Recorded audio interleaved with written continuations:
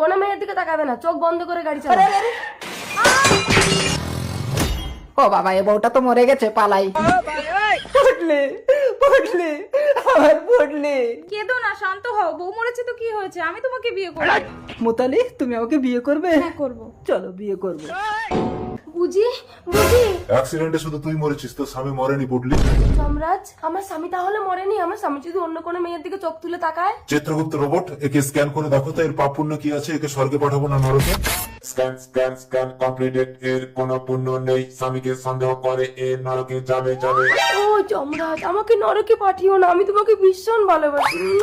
ঠিক আছে, সুন্দরী মেয়েদের উপর পাপ হয় নাকি? চিত্রগুপ্ত রোবট, এর সমস্ত পাপ ডিলিট করে দাও। ওকে জমরাজ, পাপ ডিলেট ডিলেট।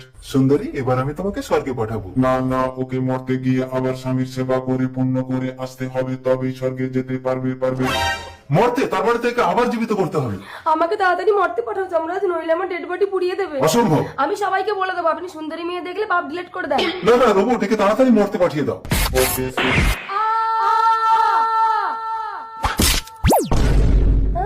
আমার ডেড বডি রাস্তায় পড়ে আছে। বুঝি মোতালি, আমার ডেড বডি রাস্তায় ফেলে রেখে তুমি নতুন বউ নিয়ে ঘরে ফুল সজ্জা করছো?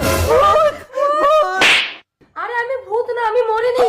আমি বিশ্বাস করি না। ঠিক আছে, যমরাজের কাছে চলো। হ্যাঁ চলো। তার মানে তুমি যমরাজকে পটিয়েছো? এই তোরা নিঘাত আমার চাকরিটা খাবি। চাকরির চিন্তা করছেন, একবার ভেবে দেখেছেন আমি কোথায় যাবো? বুঝিকে আমি আর ছাড়বো না। কি ছাড়বি না? এ আমার সামনে। না। এই ছাড়ো, এই আপনার জন্যই গন্ডগোলটা বেঁধেছে। আমার জন্য না? হ্যাঁ, মরা মানুষকে জানতে করে আবার মরতে পাঠানোর কি দরকার ছিল? তুই দুটো বিয়ে করলি কেন? চিত্রগুপ্ত রোবট, একে গুলি করো তো। আরে তুই যমরাজকে গুলি করলি কেন? সুন্দরী মেয়ে দেখলে পাপ ডিলেট করার শাস্তি।